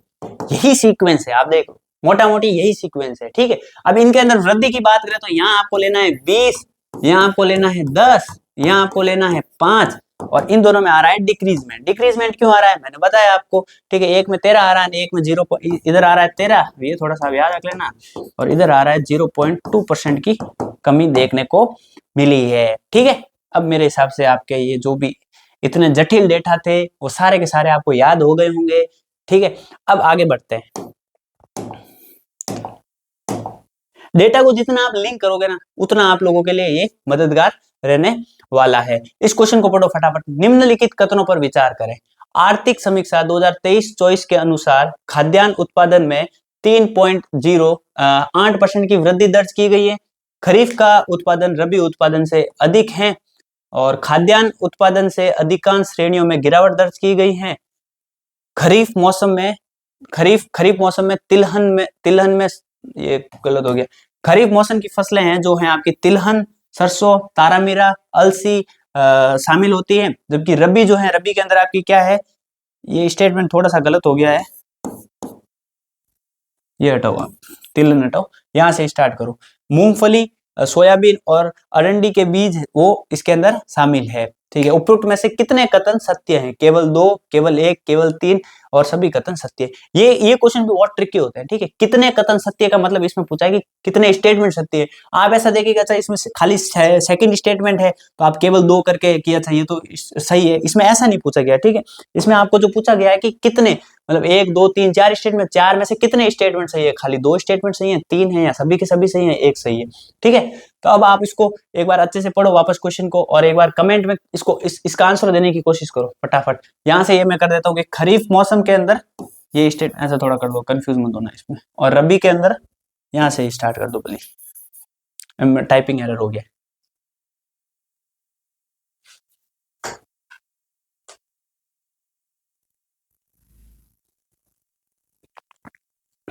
तो आई होप आपने कमेंट में इसका आंसर दिया होगा। देखते हैं हम। देखो, आर्थिक समीक्षा 23-24 के अनुसार खाद्यान्न उत्पादन में 3.08% की वृद्धि दर्ज की गई है। ठीक है, ये स्टेटमेंट आपका गलत है। गलत कैसे है कि देखो भैया, 245 मैट्रिक टन एक सेकेंड, 245 मैट्रिक टन के आसपास जो हमारा इस बार का जो खाद्यान्न उत्पादन था, उसके अंदर जो वृद्धि 3.08% की वृद्धि नहीं, वृद्धि की जगह क्या है आपकी कमी देखने को मिली है। ठीक है, कमी देखने को मिली है। अगर अब हम बात करते हैं तो मतलब ये स्टेटमेंट आपके क्या हो गया, गलत हो गया। तो इसमें से ये आपका एकदम डी ऑप्शन एलिमिनेट हो जाएगा कि सभी कथन सत्य नहीं है, क्योंकि एक स्टेटमेंट गलत है। खरीफ का उत्पादन रबी उत्पादन से अधिक है, ये भी स्टेटमेंट उल्टा दे दिया है। ठीक है, रबी का ज्यादा होता है और खरीफ का क्या है, कम होता है। ये आपको बखूबी पता ही होगा। दो स्टेटमेंट गलत हो गए तो ये भी आपका स्टेटमेंट कट गया। उसके बाद थर्ड स्टेटमेंट है वो खाद्यान्न उत्पादन में अधिकांश श्रेणियों में गिरावट दर्ज की गई है। इसको एक बार के लिए हम छोड़ते हैं, ठीक है, क्योंकि ये चीज आपको अभी याद नहीं होगी मे बी। खरीफ मौसम में सरसों, तारामीरा, अलसी शामिल होती है।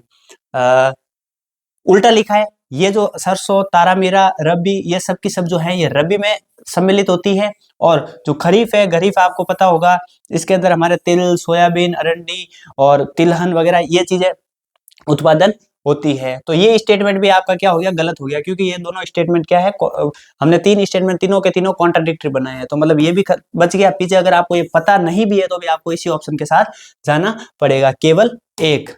लो ये टेबल देख लो एक बार। इस बार अगर हम बात करें 23-24 का जो हमारा कुल खाद्यान्न है, खाद्यान्न की अगर बात करें तो वो हमारा 245 मैट्रिक टन है। कितना है, 245 लाख टन है, सॉरी मैट्रिक नहीं, 2.45, सॉरी 245 लाख टन है हमारा, क्या है, खाद्यान्न है, कुल खाद्यान्न। और इसके अंदर हमने क्या देखी है, 3% की क्या देखी है हमने, कमी देखी है। और खरीफ खाद्यान्न की बात करें और रबी की बात करें, खरीफ की बात करें तो खरीफ जो है आपका लगभग इसमें से 90 लाख टन है। और रबी की बात करें तो रबी जो है वो आपका 155 लाख टन है। और रबी के अंदर हमने क्या देखी है, वृद्धि देखी, और खरीफ के अंदर हमने क्या देखी है, कमी देखी है।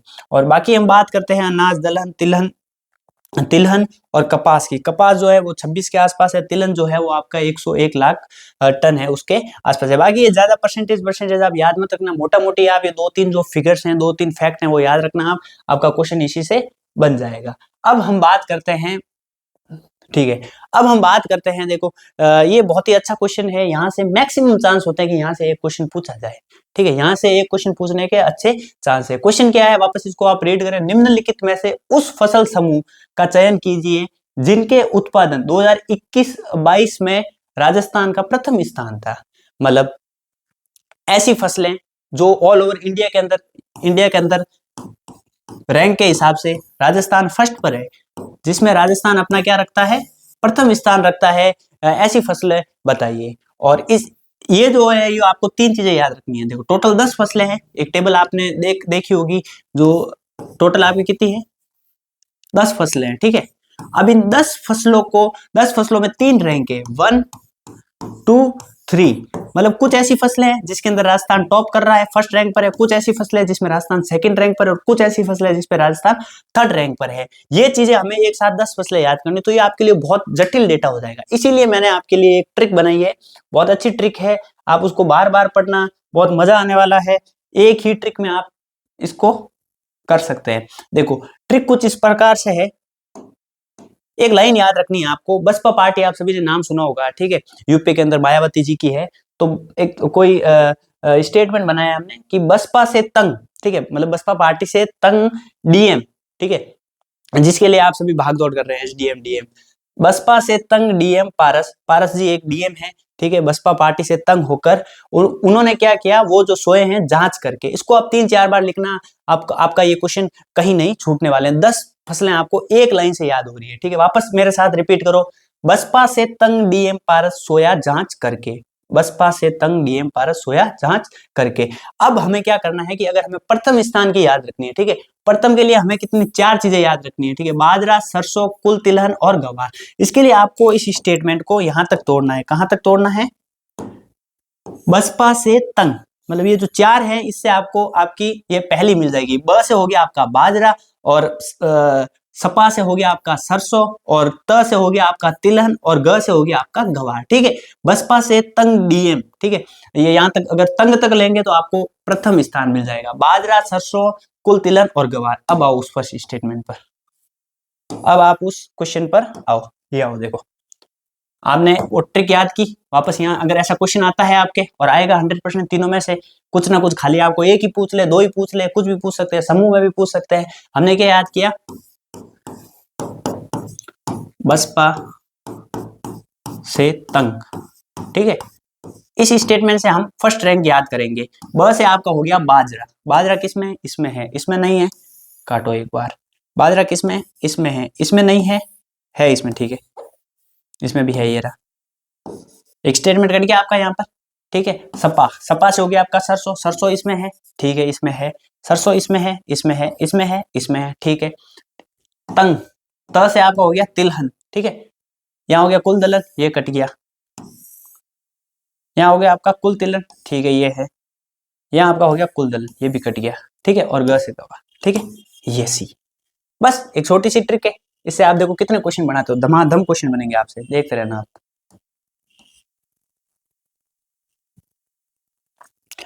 हर पॉसिबल चीज करनी है अपन को, है ना, एग्जाम क्लियर करना ना, हर पॉसिबल चीज। लॉजिक देखो अपन ने, जैसे वहां पर परसेंटेज की गिरावट वगैरह, जब कुल प्रचलित जोत देख रहे थे, महिलाओं की जोत देख रहे थे, सीमांत वगैरह देख रहे, वहां पर हमने अच्छा लॉजिक लगाया और उस लॉजिक से याद किया। यहाँ हम एक निमोनिक से याद कर रहे हैं, कहीं कहीं हम जो डेटा को है बहुत बचकानी हरकतों से याद करेंगे, ऐसे 2 3 4 5 जोड़ ताड़ के माइनस प्लस करके भी हमने याद किया। तो यही सब करके हमें आर्थिक समीक्षा को जो है वो एकदम से अच्छे से कंटेस्ट करना है, ठीक है। अब इसमें हमने क्या बोला, निम्नलिखित में उस फसल समूह का चयन करो, ठीक है, जिसकी कौन सी रैंक हो, थर्ड रैंक हो। ऐसा सेकंड रैंक का भी क्वेश्चन आ सकता है, ठीक है, ऐसा सेकंड रैंक का भी क्वेश्चन आ सकता है। अब जो सेकंड रैंक है उसके लिए आपको क्या करना है, डीएम पारस, ठीक है, वापस आओ एक बार आप। बसपा से तंग डीएम पारस सोया जांच करके। बसपा से आपने बसपा से तंग से आपने चार चीजें ले ली और आपने फर्स्ट रैंक कर ली। ब से बाजरा, स से सरसों, त से तिलहन और ग से गवार। देखो सुनने से कुछ नहीं होगा, ये खुद अब आप जब है ना कॉपी पेन से 5 बार लिख लेना, आपका क्वेश्चन अगर गलत हो जाए तो आप मुझे आकर बोल देना कि भाई साहब गलत हो गया क्वेश्चन, ठीक है। दावा कर रहा हूं क्वेश्चन गलत नहीं होगा, और ये ट्रिक की आपको वहां पर याद आने वाली है। ये हो गया। अब सेकंड रैंक पर हमें बात करनी है डीएम पारस, ठीक है, डीएम पारस। तो एम से आपको लेना है मूंगफली और पारस से आपको लेना है पोषक अनाज, ये आपकी हो गई सेकंड रैंक। और थर्ड रैंक के लिए सोया जांच करके, सोया से हो गया आपका सोयाबीन, जांच से ज से हो गया आपका जवार, च से हो गया आपका चना और करके से हो गया कुल दलहन, ठीक है। अब आपको ये क्वेश्चन बहुत ही अच्छे से 10 फसलें आपको एकदम कंटस्ट हो गई होगी मेरे हिसाब से। अब आपको एक दिक्कत नहीं आने वाली। वापस इसको 2 3 बार आप अपने हाथ से लिखना और बिना देखे लिखने की कोशिश करना, और फिर आप इन क्वेश्चंस को लगाना, ठीक है। फिर मैं देखता हूं कि आपके कैसे गलत होते हैं। देखो ये हमारी बुक है आर्थिक समीक्षा की, आप सभी ने इसको बहुत ही भरपूर प्यार दिया है, उसके लिए भी मैं धन्यवाद कहता हूं। और अगर आपने अभी ये बुक नहीं ली है तो आप अपने जो नजदीकी बुक स्टोर है वहां से ले सकते हैं, और आप कहीं दूर दराज बैठे हैं तो इसको ऑनलाइन भी मंगा सकते हैं। इसके अंदर ये सारी ट्रिक्स वगैरह ऐसी बहुत सी ट्रिक्स हैं, ठीक है। जैसे ये ट्रिक है, ये आप देखो, ये ठीक है, ये ट्रिक यहाँ पर है। तो ऐसी बहुत सी ट्रिक्स वगैरह जो हैं वो आपके लिए मददगार रहने वाली हैं। ये बुक आप अवश्य लेना। चलो अब हो गया प्रमोशन, अब आगे चलते हैं। थर्ड रैंक देखनी है, ठीक है। थर्ड रैंक के लिए हमें क्या याद रखना है, बसपा से तंग डीएम पारस, पारस हो गई आपकी सेकंड, ठीक है। सोया से हो गया आपका सोयाबीन, ठीक है। जांच, जा से हो गया आपका जवार, च से हो गया चना, ठीक है। सरसों तो आपकी फर्स्ट पर है, चना, जवार, सोयाबीन, ठीक है। कुल दलहन, एक बार इसको रोको। बाजरा, बाजरा आपकी फर्स्ट रैंक पर है, ठीक है। चना, जवार, सोयाबीन और कुल तिलहन, तिलहन भी आपके नहीं है, तो ये हो गया आपका आंसर। बस इतना सा काम था। एक ट्रिक से आपने कितने क्वेश्चन बना लिए।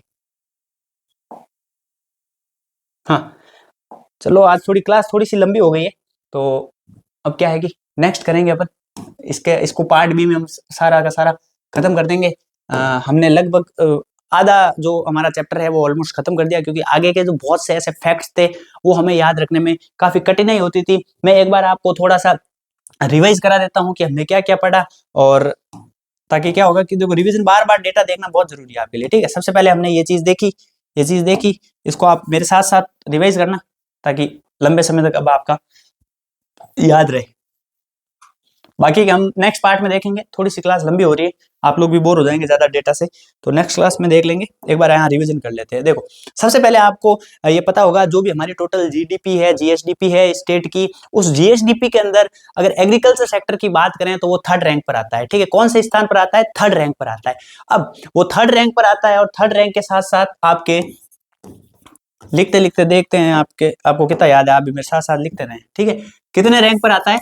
थर्ड रैंक पर आता है एग्रीकल्चर सेक्टर, कृषि सेक्टर, ठीक है। अब थर्ड रैंक के अंदर हम इसे दो चीजों में बात करेंगे कि एक बात करेंगे हम हमेशा कांस्टेंट पर मतलब स्थिर पर, और दूसरी बात करेंगे हम करंट पर, दूसरी हम बात करेंगे कहां पर? करंट पर, मतलब प्रचलित पर। ये प्रचलित है और ये स्थिर है, ठीक है। अगर हम बात करें यहाँ पर, तो यहाँ पर जो 26.21% जो है आपका, 26.21% जो है वो योगदान है किस पर? स्थिर कीमतों पर, कृषि का योगदान है, ठीक है। उसके बाद अगर हम बात करते हैं करंट पर, तो करंट पर की बात करें तो 26.72%, ठीक है। 26.72, लगभग 26-26 दोनों में है, उधर 26.5 हो गया, इधर 26-21 हो गया, ठीक है। ऐसा रफली याद रखो। अब अगर हम पैसों के मामले में बात करेंगे, यहाँ की जो कितना कितना पैसा आ रहा है यहाँ से, ठीक है, या कितने कितने पैसों का यहाँ पर उत्पादन, 2.05 लाख करोड़, ठीक है, 2.05 लाख करोड़, 2.05 लाख करोड़, 2.05 लाख करोड़ हो गया। और आगे यहाँ पर बात करें हम, 3.81 लाख करोड़ रुपीस, ये बात हो गई। अब हम बात करते हैं यहाँ पर इसकी वृद्धि की, तो इसकी वृद्धि लगभग 2% के आसपास है, और इसकी आपकी 9% के आसपास है, ये हो गई आपकी 9% के आसपास है, 9.5% आपकी इसकी वृद्धि है। अब अगर हम बात करें CAGR, CAGR क्या होती है? CAGR मैंने बताया था आपको, तो CAGR है वो आपकी है मतलब पिछले 5 सालों का ट्रेंड देखना है, ठीक है। 5 सालों का ट्रेंड देखना है, तो वो यहाँ पर 3.5% के आसपास है कुछ, और यहाँ बात करते हैं तो यहाँ 9.99% के आसपास है, ठीक है, मतलब 10% के आसपास है। वापस देखो, एग्रीकल्चर थर्ड स्थान पर है कांस्टेंट पर, 26-21, 26-72, 2.5, 3.81, 2%, 9.5%, 3%, 3.5 और 9.5, ये क्या है आपका? CAGR, ये क्या है आपका? CAGR जो 5 सालों को होगी, ये आपकी ग्रोथ हो गई, ये आपकी GDP हो गई इसकी एक तरह से, और ये आपका हो गया जो परसेंटेज का योगदान है, ठीक है, परसेंटेज का योगदान है क्षेत्रवार, ठीक है। GSP के अंदर कितना क्षेत्रवार है। ये पहला टेबल लिए थी हमने, इससे 4 क्वेश्चन बनाए थे और चारों क्वेश्चन आपके हो गए थे, ये टेबल आपने एकदम कंटेस्ट कर ली। उसके बाद हमने जो देखा था, हाँ, उसके बाद हमने कुछ सब सेक्टर देखे। सब सेक्टर में हमने सबसे पहले एक ट्रिक याद की थी। कौन सी ट्रिक थी आपकी? कौन सी ट्रिक थी? अब ये जो कृषि है, ये आपकी जो कृषि है, इसके अंदर हमने ट्रिक देखी। ट्रिक के अंदर क्या थी? LIC for crops, LIC for crops. LIC से हमने क्या देखा? लाइव स्टॉक, ठीक है। लाइव स्टॉक के अंदर हमने बात की कि जो आपका पशुधन है, क्या है? पशुधन। पशुधन जो है वो आपका कितना है? 48% है। कितना है? 48% है। सी से हमने देखा क्रॉप, क्रॉप मतलब फसल, ठीक है, फसल। फसलों की हमने बात की तो फसल जो है आपकी 44% है, ठीक है, 44% है। सब में वृद्धि है, खाली फसल के अंदर 1.5% का क्या है? डिक्रीजमेंट है, ठीक है। सब में वृद्धि है लेकिन खाली फसल के अंदर क्या है? 1.5% का डिक्रीजमेंट है। फिर हमने देखा फॉरेस्ट्री, और फिर हमने देखा crops, sorry fish, LIC for fish है, ठीक है। फिर हमने देखा फिशरी, तो फिशरी का योगदान सबसे कम है, 0.89 है, और सब 15% की लगभग हमने क्या देखी है? इधर वृद्धि देखी है, ठीक है। ये हो गया। अब इसके बाद हमने ये सारे क्वेश्चंस कर लिए, ये सारे क्वेश्चंस कर लिए, ये भी देख लिया हमने। LIC फॉर फिश देख लिया, ये देख लो एक बार। सबके अंदर ये 0.49, सॉरी यहाँ 89 में उस लॉगिंग की बात कर रहा था। ये देखो आप, 0.49 और 15.5% के आसपास की वृद्धि है। खाली एक के अंदर डिक्रीज है, किसके अंदर? फसलों के अंदर, क्रॉप्स के अंदर खाली क्या है? डिक्रीज है। ये चीज हो गई। उसके बाद हमने देखा, इसमें हमने 3-4 फैक्ट्स याद किए थे। जो हमारा टोटल जो क्षेत्रफल है वो कितना है? 342 लाख हेक्टर।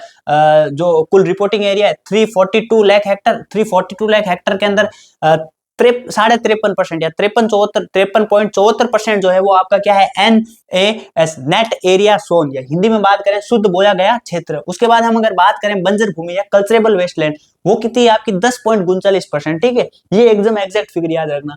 फिर हम बात करते हैं वानिकी की, तो वानिकी मतलब फॉरेस्ट्री, फॉरेस्ट्री की बात करें तो 8.09%। और उसके बाद हमने बात की थी, आपको एक याद रखना कि वृक्षों के झुंड तथा बाग, वो है आपका 0.09, 0.09 नहीं है, ठीक है, 0.09% है, ठीक है।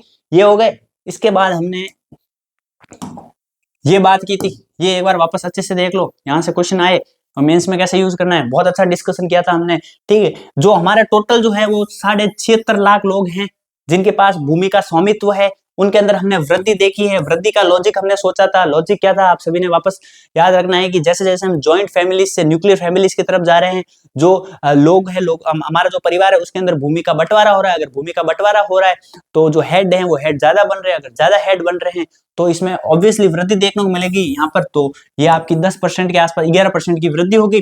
फिर तो टोटल भूमि है वो 208 लाख हेक्टेयर भूमि है, जो जिसके कितने 76.5 लाख लोग हैं वो उसका स्वामित्व रखते हैं। अगर अब हम बात करें यहाँ पर तो इनकी अगर एवरेज देखें तो 2.73, ठीक है, 2.73 जो है वो आपका एवरेज हेक्टर है, ये भी हो गया।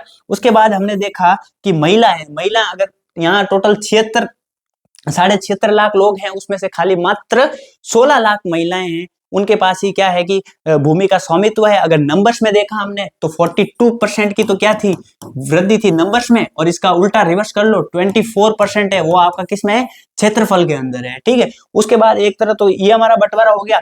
अब उसके बाद जो हमने देखा वो क्या बोलते हैं अपने कि जो एरिया है वो एरिया किस प्रकार से बांटा गया। हमने देखा एक जो है हमारे ऐसे कुछ किसान हैं जिन्हें हम सीमांत किसान बोलते हैं, जिनके पास 1 हेक्टर से क्या है, सीमांत किसान जिनके पास क्या है, 1 हेक्टर से जो है कम जमीन है, ठीक है, 1 हेक्टर से कम जमीन है, वो कितने हो गए, मैंने बोला था कि जो टोटल 76.5 लाख लोग हैं, 76.5 लाख लोग हैं, उसके 40% जो लोग हैं उनके पास कितनी है, 1 हेक्टर से कम जमीन है, 1 हेक्टर से क्या है, कम जमीन है। और इनकी जो वृद्धि है वो आपकी कितनी है, 20% की आपने वृद्धि देखी है। अब 1 हेक्टर के बाद 1 हेक्टर से 2 हेक्टर के बीच के जो किसान है वो इसका आधा किया हमने 20%, देखो रफली फिगर याद रखना, इसका आधा किया हमने 10%। उसके बाद हमने बात की कि दो के बाद हमने बात की यहाँ पर 2 से 4, ठीक है, 2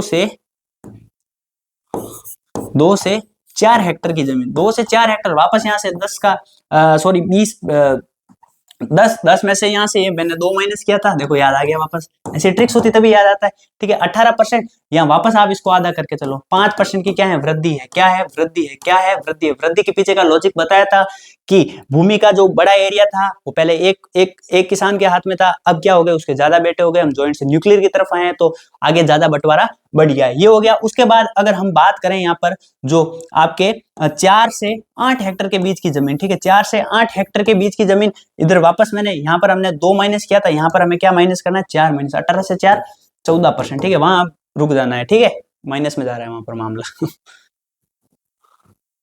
और 8 के बाद हमने 10 हेक्टर से कम वाले, मतलब 8 से 10 वाले, और उसके बाद 10 हेक्टर से अधिक वाले, ठीक है। तो 8 के बाद 10, यहाँ पर हम क्या करेंगे, 4 को माइनस किया हमने, ये 14 हो गया था, ठीक है। ये देखो ये 8 14, फिर यहाँ पर क्या हो गया आपका 4 हो गया, अच्छा वो 8 नहीं है, ठीक है, यहाँ 10%, सॉरी, यहाँ सीधा ही 10 हो रहा है और यहाँ फिर सीधा 10 से अधिक हो रहा है, ठीक है, तभी मैं सोचू ट्रिक मिस कैसे हो रही है, ठीक है। ये हो गया, आई होप आपको ये समझ में आया होगा। देखो एक बार वापस देख लो, थोड़ा सा कॉम्प्लिकेटेड है, इसको हमने इजी किया है, आप इसको इसी तरह से याद रखें ताकि लंबे समय तक याद रहेगा आपको। 1 हेक्टर से कम में 40%, 40 का आधा 20% की वृद्धि देखने को मिली, ठीक है। फिर जो 1 से 2 हेक्टर है उसको आप आधा कर दो, फिर इसमें से ये 2 माइनस कर दो, फिर इसमें से ये 4 माइनस कर दो, 14 आ जाएगा, और 14 में से ये 10 माइनस कर दो, आपको क्या आ जाएगा, 4 आ जाएगा। और कमी में यहाँ से 20, 20 का आधा 10, 10 का आधा 5, फिर वापस यहाँ पर 10 और ये 0.25% की है, ठीक है, ये भी हो गया। हाँ, फिर हमने ये देख लिया था कुल खाद्यान्न वाद्यान्न 245 लाख टन है, और खरीफ फसल ये सब देख लिया। फिर हमने एक ट्रिक देखी थी लास्ट में कि बसपा से तंग डीएम पारस सोए जांच करके, और उसके बाद जब अब क्या है कि थोड़ी क्लास ज्यादा लंबी हो गई है क्योंकि हम एक्सप्लेनेशन में ज्यादा घुस गए, ताकि अच्छे से याद कर लें। अब एक पार्ट और ले लेंगे और इस पूरे के चैप्टर को हम अब ज्यादातर योजनाएं वगैरह आएगी, और फिर उस चैप्टर्स में भी बहुत सी ट्रिक्स हैं, ठीक है, वो जो पीछे के क्वेश्चन है उनमें बहुत अच्छी अच्छी ट्रिक्स है। आपको पूरा जो सेकंड चैप्टर एक बार याद हो गया ना, कंठस्थ हो गया ना, ये देखो आप अगर ऐसा फ्लो चार्ट बनाओगे तो आपके डेढ़ आधा पेज के अंदर ये फ्लो चार्ट बन जाएंगे, जो लास्ट में मैं बता दूंगा कि कैसे कैसे क्या क्या करना है। इसकी जो पीपीटी है हम सेकंड चैप्टर के बाद आपकी अपलोड कर देंगे, टेलीग्राम का डिस्क्रिप्शन में लिंक है, आप एक बार उसको देख लेना। अब ये वापस मैं एक बार फिर बता देता हूँ, ये पुस्तक है जो आर्थिक समीक्षा पर हमने क्या किया है, इसके अंदर 500 प्लस क्वेश्चन डाले हैं, ठीक है, 500 प्लस क्वेश्चन डाले हैं, और इसके अंदर ही शॉर्ट नोट्स हैं, ट्रिक्स हैं, ठीक है, और साथ ही साथ जो पीवाईक्यूज हैं, मतलब पीवाईक्यूज का मतलब ये नहीं कि हमने 2016, 18, 21, 23 वो नहीं डाले, ऐसे क्वेश्चंस जो मान लो अभी ये सर्वे आया है, सर्वे आने के बाद कुछ पेपर्स हुए हैं आरपीएससी के, आरएसएसएमबी के, वहां पर जितने पॉसिबली क्वेश्चंस आए हैं वो हमने अच्छे क्वेश्चंस थे, अच्छे लेवल के क्वेश्चंस थे, वो कवर किए हैं और बहुत ही अच्छा रेस्पॉन्स भी आ रहा है इसका, उसके लिए शुक्रिया। आप में से अगर किसी साथी ने नहीं ली है तो देखो, जयपुर जोधपुर के अंदर तो ऑफलाइन बहुत इजीली अवेलेबल है और सूरतगढ़ के अंदर भी अवेलेबल है, अजमेर के अंदर भी अवेलेबल है। लेकिन अगर थोड़ा बहुत आप दूर दराज हैं, सिटी में अवेलेबल नहीं हो पा रहे हैं, तो आप ऑर्डर कर लीजिए। डिस्क्रिप्शन में मैं ऑनलाइन का लिंक दे दूंगा, आप वहां से ऑर्डर कर लेना। और आपको जो ये बुक है वो आपके घर पे 2 वर्किंग डेज के अंदर, मतलब संडे वनडे या कोई हॉलीडे है वो कट कर, अगर आपने आज ऑर्डर किया है तो कल सुबह से मान लो आपके 2 या 3 दिन के अंदर आपके घर में हाथ के अंदर ये बुक होने वाली है। तो आज की जो ये क्लास थी इसके अंदर हमने लगभग जो भी क्वेश्चंस देखे, क्वेश्चंस कम थे लेकिन हमने क्या किया था, एक एक क्वेश्चन के अंदर 4-4 क्वेश्चंस डाले हुए थे, ठीक है। तो उससे हमने प्रैक्टिस की है ऑलमोस्ट। आपके जो सेकंड चैप्टर है वो आधे से आधा चैप्टर आपका हो गया है, आधा चैप्टर जो बचा है वो नेक्स्ट वीडियो के अंदर ले लेंगे ताकि ये वीडियो थोड़ा लंबा ना हो जाए। Thank you so much for listening. अगर आपने यहाँ तक सुना है तो थोड़ा बहुत शेयर सब्सक्राइब भी करते हुए जाना, ठीक है। Thank you so much for listening.